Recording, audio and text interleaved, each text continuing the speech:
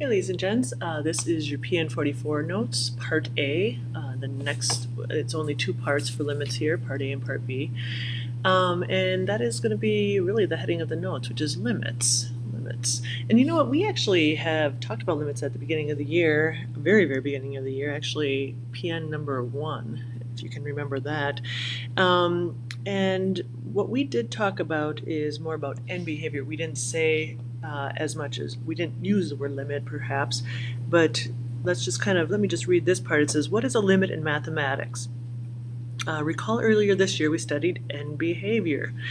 As we used a special notation to talk about what happened to a graph as you traveled way out on the right or way out on the left. So we use this special notation, and down here this should jog your memory where right here this says as x, the x values increase to infinity. So if I follow this graph, it looks like a odd function, whether it's a cubic or a fifth power or whatnot. But as you follow the x graph to positive infinity, what is happening with the y, or the end behavior? And it is, of course, going to infinity. And you could follow that thought process right here, where as x goes to negative infinity on the x-axis, or the x-coordinate points, what's happening with the y points? They are going to negative infinity. So we went through these quite a bit, and you can look at each one of these. Here we have an inverse variation, or a rectangular hyperbola right here. And as x goes to positive infinity, so as it goes this way, what's happening with the y? The y's end behavior, that graph is approaching 0. Now it's not actually hitting 0, but it's approaching 0. And the same thing here, right here, as x is going to negative infinity, what's happening to the y? That y is also getting infinitely close to 0. And we use tables for that and graphs and so on. So this is just kind of trying to get your brain back into what we were doing very, very early in the year. And so what we're going to do, though, is switch the notation. And I do want to say, before I jump into that, we could even apply this concept to our exponential graphs right here. As x goes to positive infinity, what happens to the y? It's also going to infinity. This here, as x goes to negative infinity, what's happening with the y? It is, of course, approaching 0, but we have that asymptote at the x-axis, or y equals 0. So this is kind of bringing you back into what we've talked about in the past with exponentials, quadratics, and so on. But we're going to formalize it now, which is just really using a different type of notation, but still exactly the same idea. It says limits are a formalization of a notation we learned earlier, so we're used to using this notation, but we're going to use something a little different. The question is still asked, what happens to f of x, or the y value, as I head towards a certain x value? Even though we do not actually reach perhaps infinity or actually touch 0, limits are all about where we seem to be going.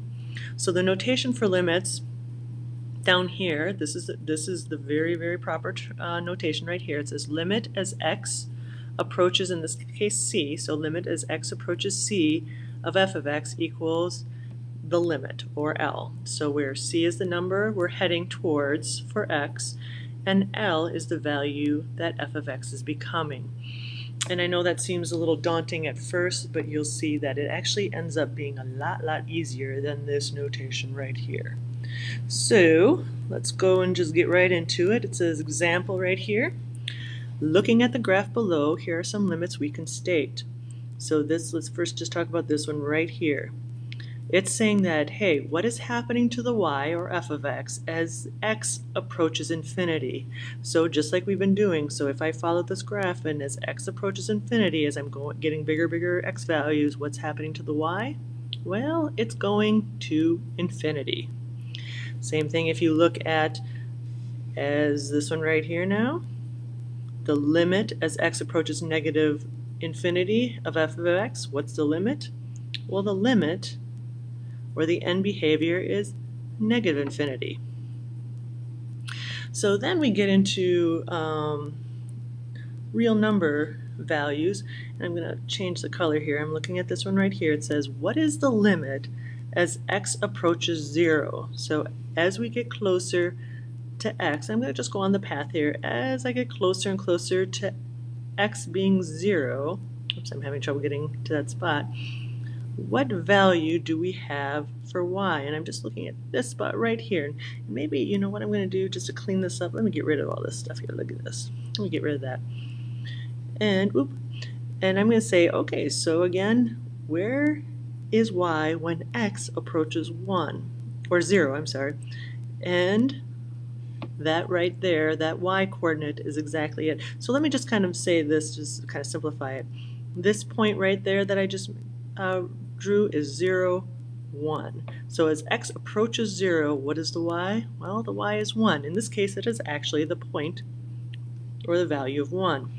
So if we look at this next one, and let me again just change colors real quick. This one right here, as x approaches 2 or goes to 2 on the x-axis, what is the y value?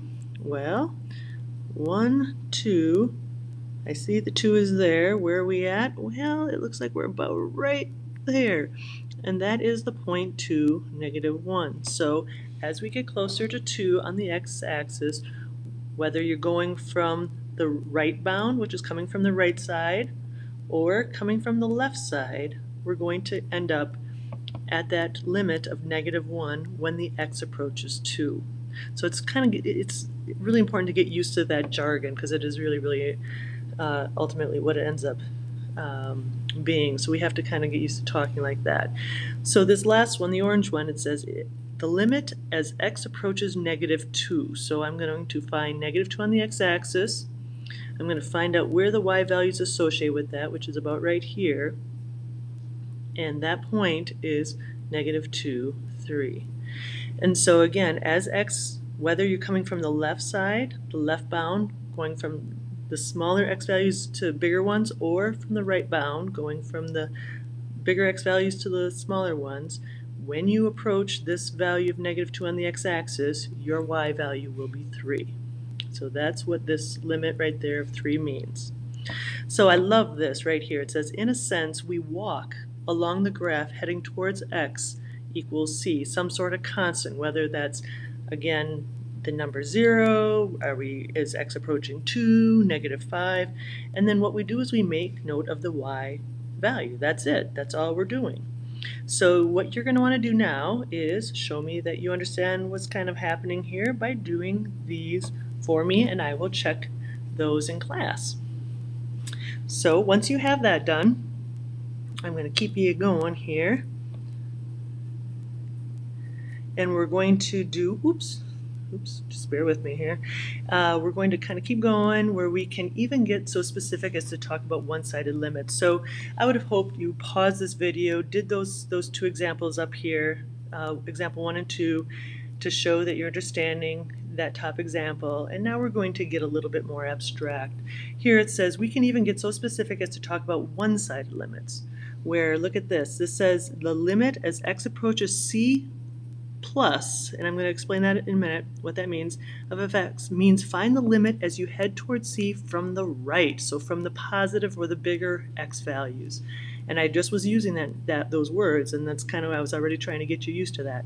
So here it says where you have x approaches c from the negative means that you are heading towards your limit, means find the limit as you head towards x equals c from the left.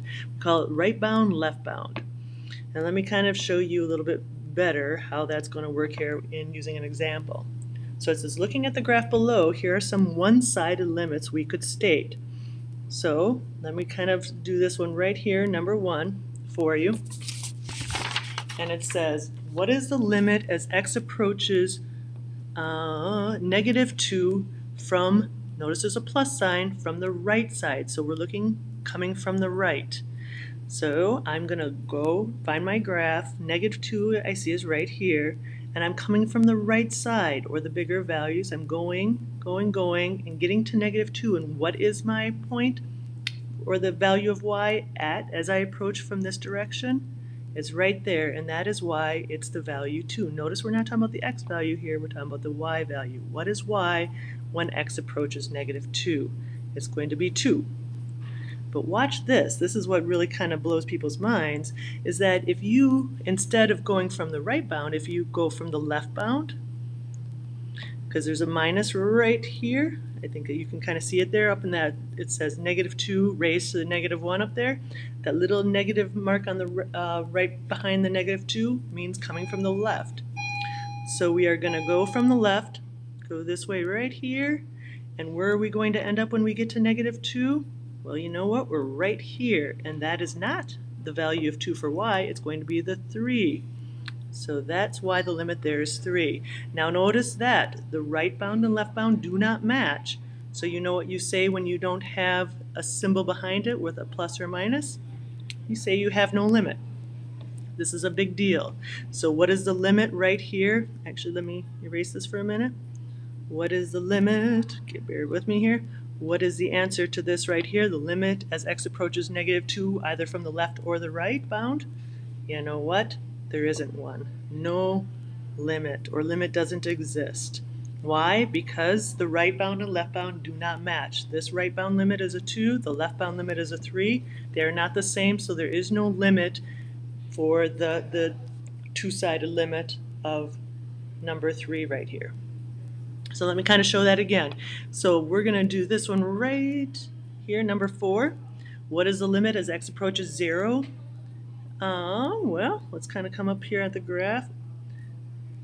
I'm going to erase what I was just drawing before, and I'm going to try moving this fella. Okay, so we're going to approach 0, but notice here it's not approaching from the left or the right bound. It's just saying, hey, okay, what is the limit at 0? Well, since it says that, I'm going to just go, okay, well, if that's the case, I'm going to come from the left bound to 0, the right bound to 0. They have to be the same, which they are right here. And that point from both left and right is the limit, and that's the limit of 1. So notice that's what I have right there. So left bound, right bound need to equal or be the same. So here, number 5, it says the limit of x as x approaches 2. Let me erase this one, and let me go back. Okay, so what is the limit as x goes to 2 from the right bound? Notice there's a little plus up there, so that implies that we're going from the right bound. So I'm going to approach 2 from the x, from the right side, I'm sorry.